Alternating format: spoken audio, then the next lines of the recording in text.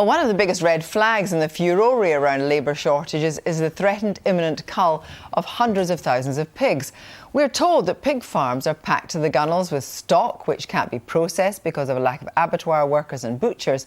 As the pigs continue to grow, their value halves, and the cost to the farmer to keep them alive is rising exponentially as feed costs also rise. But would opening the British job market to EU butchers save their bacon, or is there something more complex going on? Here's David Grossman at the Newsnight wall. The crisis on UK pig farms has been blamed on a shortage of labour in the meat industry. And that is true, but it certainly isn't the whole picture. For a start, the number of pigs slaughtered in British abattoirs is actually 11% higher than it was at this time last year. Go up and down every year, but the important point is the current throughput is lower than it could be. It's lower than the physical capacity of the abattoirs. The processors would like to be buying more pigs than they are currently buying, and they are physically capable of handling them from a machinery and a factory capacity point of view.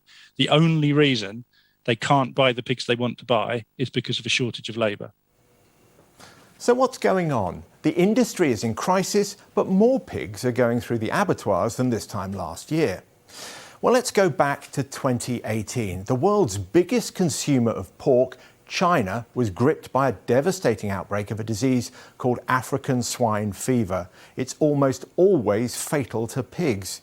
In order to try and control it, the authorities killed perhaps as much as half of the national herd. That's 350 million animals that would have otherwise ended up on Chinese plates. Chinese buyers then went around the world buying up huge quantities of pork, and Europe ramped up production. Then, this summer, the Chinese orders dried up.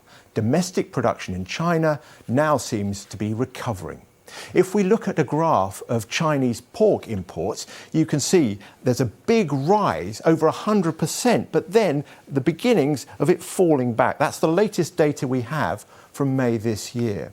We can see even more clearly what's happening in China in the wholesale prices of meat. Beef, lamb and chicken here are on the graph. Now look what happens when we put the blue line showing pork on.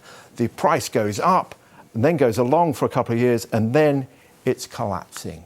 According to one European producer I've spoken to, Chinese buyers simply cancel contracts, forfeiting their deposits, but leaving huge amounts of pork in Europe looking for a market.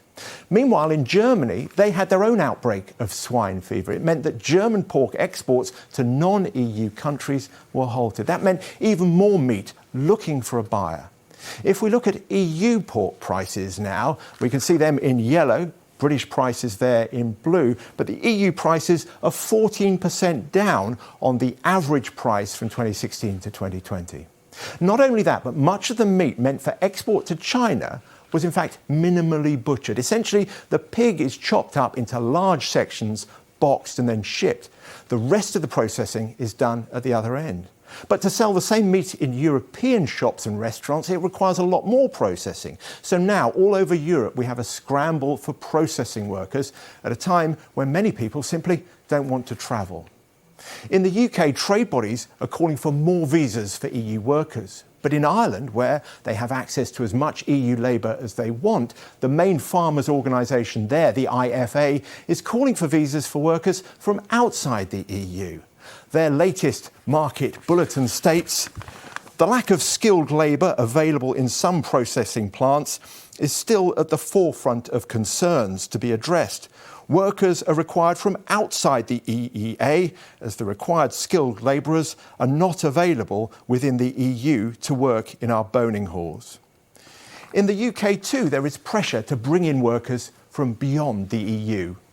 Whether it's butchers from within the EU or further afield in other countries around the world, yes, we believe that we could access sufficient labour to overcome our problem if we were able to simplify the process of getting visas issued and enable that to happen more easily. And that's what the industry is asking for, and that's what the industry needs, to be honest.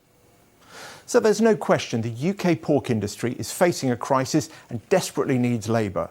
But the evidence from the rest of Europe suggests the cause is bigger and wider than just Brexit and the COVID pandemic.